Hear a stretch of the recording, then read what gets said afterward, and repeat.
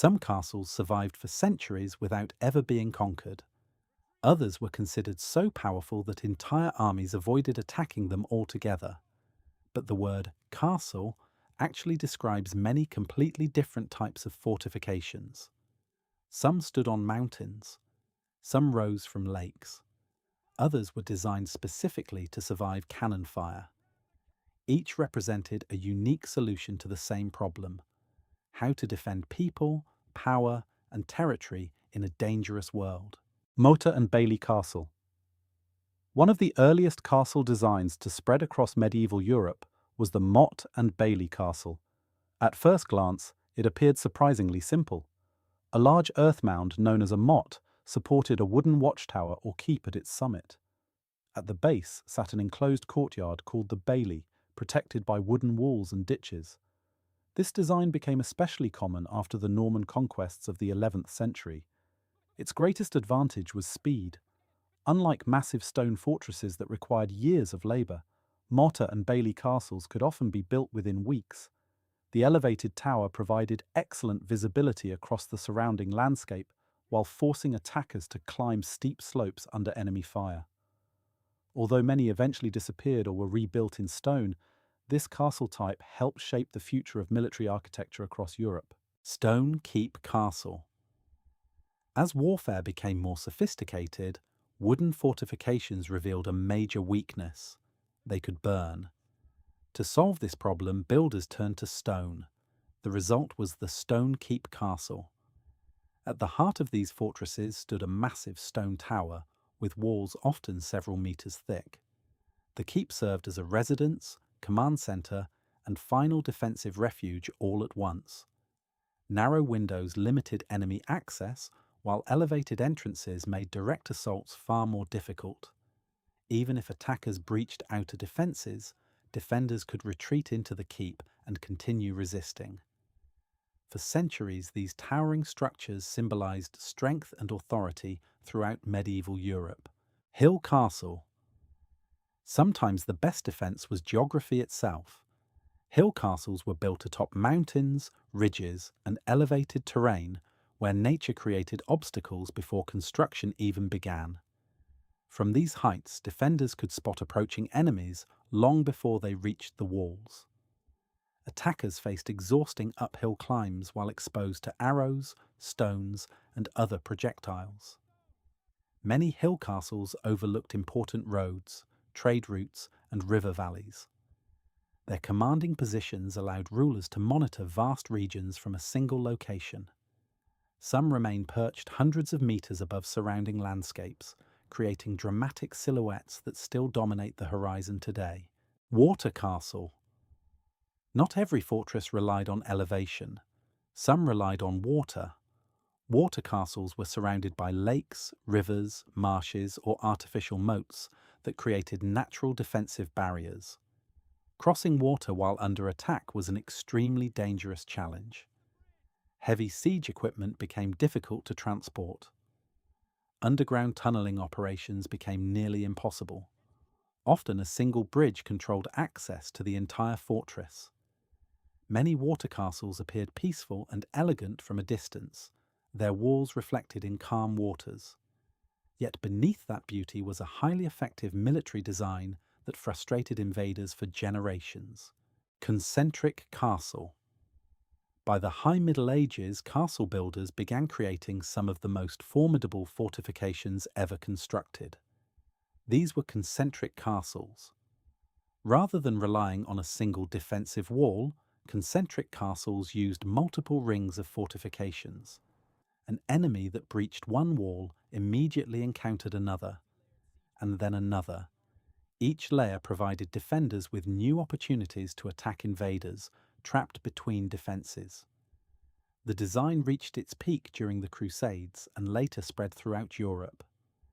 Many historians consider concentric castles among the strongest pre-gunpowder fortifications ever built. To medieval armies, they often seemed nearly impossible to conquer. Desert Castle. Far from Europe's forests and mountains, another style of fortress emerged. Desert castles appeared throughout the Middle East and North Africa, where survival depended as much on climate as military strength. These structures were built to withstand extreme heat, powerful winds, and scarce water supplies. Thick walls helped regulate temperature, while strategic locations allowed control of trade routes and precious water sources. Some served as military outposts. Others functioned as royal residences or administrative centres. Standing alone amid vast stretches of sand and rock, desert castles often looked like isolated islands in an ocean of desert wilderness. Japanese castle. While Europe developed stone fortresses, Japan created castles with a very different appearance. Japanese castles combined military engineering with striking elegance. Tall central towers rose above layered defensive compounds, gates, and walls. At first glance, they appeared decorative. In reality, many contained carefully planned defensive systems. Approach routes often twisted through confusing pathways designed to slow invading forces. Defenders positioned within the complex could attack enemies from multiple angles. These castles became symbols of feudal power and political authority while remaining formidable military strongholds. Few defensive structures blended beauty and practicality so effectively. Island castle. Some rulers chose isolation as their primary defense. Island castles were built on rocky outcrops, lake islands, coastal formations, and offshore strongholds surrounded by water. Their locations created immediate obstacles for attackers. Transporting soldiers, weapons, and supplies across water significantly complicated military operations. Bad weather could make assaults even more dangerous. Many island castles controlled important harbours, shipping routes, and coastal regions. Their remote positions often gave them an almost legendary appearance. Emerging from mist-covered waters, some seemed more like fantasy fortresses than real military structures. Cliff Castle. Among the most dramatic castles ever built were cliff castles. Rather than merely occupying high ground, these fortresses were constructed directly on the edges of steep cliffs and towering rock formations. In some cases, sheer drops protected entire sides of the structure. Attackers could approach from only a few narrow routes. This allowed defenders to concentrate their forces while requiring fewer man-made defences. Building such castles presented enormous engineering challenges. Transporting stone and supplies to these locations was difficult even during construction. Yet the result was often spectacular. Many cliff castles still appear almost impossible to reach. Palace Castle.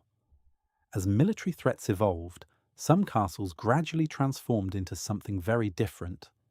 Palace castles combined defensive features with luxury, comfort, and political prestige. Massive walls and towers remained, but grand halls, decorative architecture, gardens, and ceremonial spaces became increasingly important. These structures served as residences for kings, queens, and powerful nobles. Rather than focusing entirely on defense, they showcased wealth, influence, and cultural achievement. Many became centers of government and administration. They marked a transition from purely military fortresses to symbols of royal power and national identity. Cave Castle. Some castles defended themselves by becoming part of the landscape itself. Cave castles were built directly into natural caves, cliff faces, and rocky mountainsides. Builders used the surrounding stone as a defensive barrier, reducing the need for massive walls. Narrow entrances and elevated positions made direct assaults extremely difficult. Many served as refugees during times of war, while others developed into permanent strongholds hidden within the rock. From a distance, some were nearly invisible against the mountainside.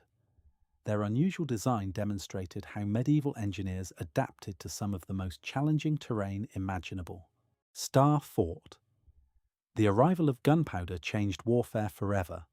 Cannons could destroy many traditional castle walls that had stood strong for centuries. Military engineers responded with an entirely new design known as the Star Fort. Viewed from above, these fortifications resembled giant stars with sharp angular points extending outward. The shape eliminated blind spots and allowed defenders to fire upon attackers from multiple directions.